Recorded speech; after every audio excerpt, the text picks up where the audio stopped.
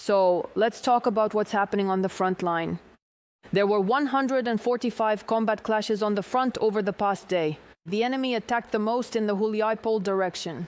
The General Staff counted 34 attacks by the occupiers in the areas of Hulipole, Mern, and towards Sviatopetrivka, Zaliznikne, Dobropilia, and Starukrainka. There were 22 enemy assaults in the Pokrovsk direction, 20 in the Sloviansk direction, and 7 attacks each were recorded in the Oleksandrivka and Lyman sectors of the front. The enemy tried 3 times to break through the defensive lines of our defenders in the Kupiansk and southern Slobozhansky directions.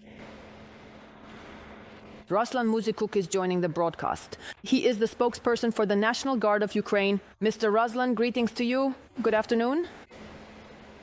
Good afternoon. Greetings to you. So, the Pokrovsk direction remains the most difficult at the moment. Could you please tell us what you can about how exactly the National Guard is currently operating there, specifically within your own area of responsibility at this time?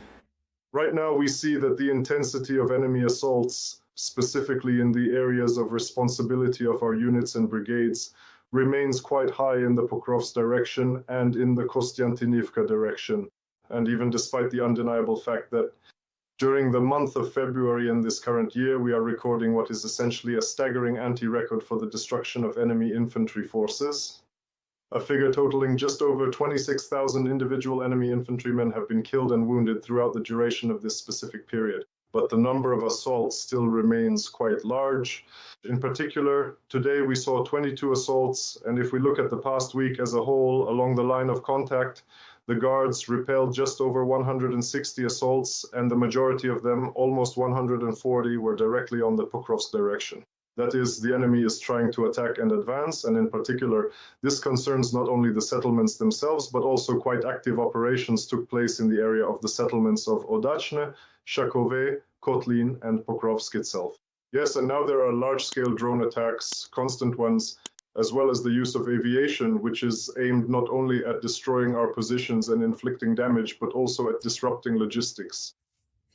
At the same time, I can say that even under such conditions, the enemy currently does not have any significant tactical advances because our servicemen who are holding the defense here are also using drones quite effectively. This remains, let's say, the main tool that destroys both infantry groups and equipment.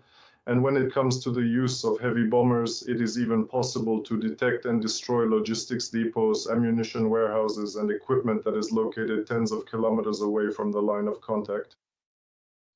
If we compare what is happening in the Hulipole direction and, for example, in the Pokrovsk direction, which you mentioned, what is the difference today in the Russians' objectives and in the nature of their attacks as they are now? Well, first of all, we see that both the Hulipole direction and in general, if we take the more southern Oleksandrivsk and Hulipole directions, have become quite active, and the enemy, despite the fact that it was considered that there was a relatively low tempo of clashes here in recent weeks and months, let's say, tried to rely on sudden advances, capturing settlements, and directly advancing toward Hulipole. Now, every day we see that the tempo of clashes here is, again, quite high, and the nature of the terrain plays its role. It is different from, let's say, the industrial agglomerations in Luhansk and Donetsk regions. And in turn, we see that even though the enemy tried to seize, so to speak, the initiative and create preconditions for expanding both the gray zone and their offensives, now the defense forces have managed quite effectively to carry out search and strike operations, generally stabilize the situation in these areas, particularly in the Oleksandrivka direction, and even conduct counterattacks. Of course, the number of infantry groups currently being deployed, being involved in assaults is quite large. However, in recent weeks, for example, there have not been any major mechanized assaults here. And again, there is a large number of drones always present here, especially in areas that are more flat, with fewer buildings and less varied terrain.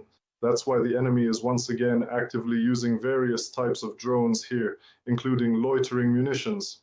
The defense forces are currently doing significant work to destroy these types of drones, let's say wing-type drones and loitering munitions, in order to prevent the enemy from gathering intelligence and inflicting damage with such UAVs.